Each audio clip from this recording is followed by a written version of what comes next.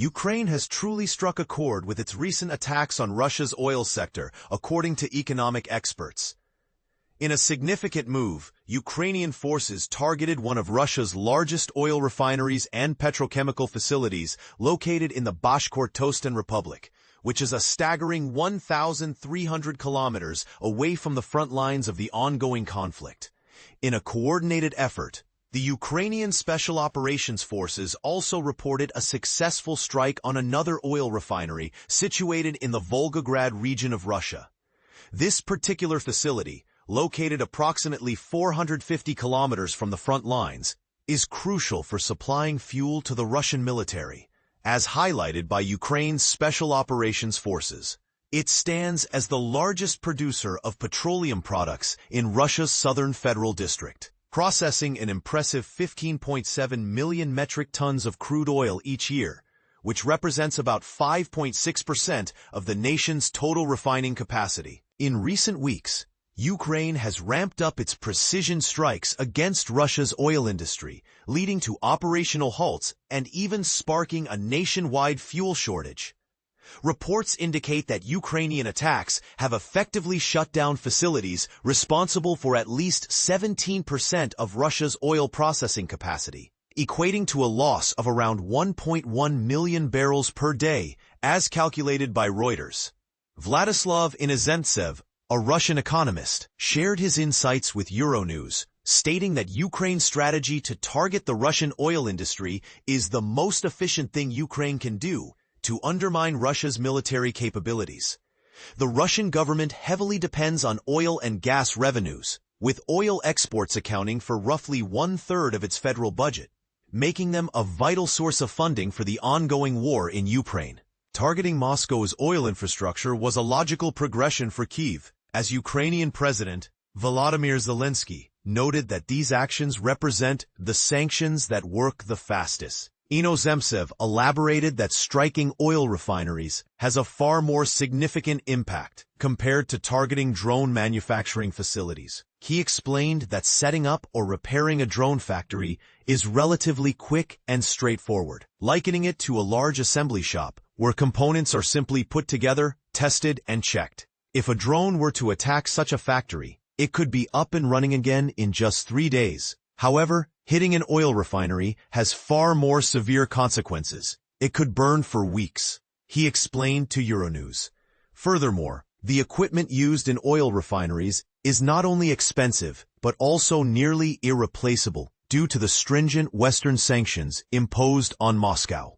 Inozemtsev pointed out that much of this equipment is sourced from Europe and the United States, making it challenging to substitute with Chinese alternatives. The repercussions of attacks on major oil refineries lead to a substantial decline in production, particularly in gasoline. A 10% reduction in gasoline production creates a noticeable deficit for the overall economy, while a 30% drop in diesel is hardly felt, he noted. The situation with gasoline is particularly evident. People are talking about the issues surrounding it, and this is indeed a reality that Ukrainians have created. As a result, gas stations in various regions are running dry, with drivers facing long queues and officials resorting to rationing or halting sales altogether. This shortage is also beginning to affect central regions of Russia, where fuel prices are soaring to unprecedented levels. Ukrainians have truly hit the nail on the head here, Inozemtsev emphasized. The issue is real, and prices are set to rise. Supply disruptions are particularly painful in a country where car ownership is high, and nearly everyone relies on personal vehicles. When people see empty gas stations, it becomes one of the 3 most significant irritants for them: the lack of gasoline, airport closures, and internet outages. These are 3 issues that resonate with all Russians. So can Moscow resolve this crisis?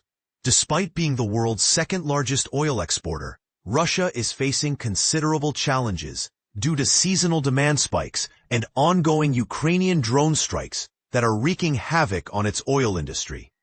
To mitigate the fuel shortage, Russia has halted gasoline exports, implementing a full ban until September 30th and a partial ban affecting traders and intermediaries until October 31st. Inozemtsev noted that discussions are already underway regarding the need to establish a missile defense system and anti-drone protection around these critical facilities, which would require substantial financial resources.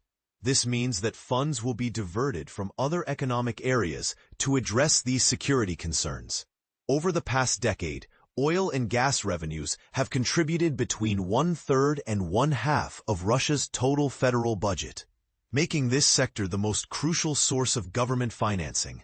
To manage the current situation, the Russian government is reportedly contemplating an increase in the value-added tax (VAT) rate to maintain budgetary control and preserve its reserves. Inozemtsev pointed out that while the Russian economy is indeed feeling the strain, the military and the war effort remain largely unaffected at this stage. Despite tightening Western sanctions due to the conflict in Ukraine, Russia's economy has continued to grow. However, GDP growth is projected to slow to around 1% from 4.3% last year, with inflation remaining above 8%. A significant portion of the workforce and approximately 40% of government revenues are now directed towards defense and security. In essence, we are entering a phase where we are likely to experience zero growth in the coming years. Yet, there will always be sufficient resources for warfare. Inozemtsev remarked to Euronews, adding that Ukrainian strikes on the Russian oil industry are having a more profound impact than many realize. For instance, if a missile were to hit a specific target, it would primarily affect the residents of Voronezh. However, Ukrainian strikes are now occurring across the entire country, making it clear to the populace that things are not going well and that the government is unable to address these issues. Therefore, I believe there will be repercussions. This will lead to increased transportation costs and growing discontent among the population, he explained. This situation will also necessitate the constant reallocation of resources from one region to another. But Inozemtsev believes that Putin is not overly concerned about this. He is absolutely convinced that in a year or two, both the West and Ukraine will falter. He intends to press on, Inozemtsev concluded.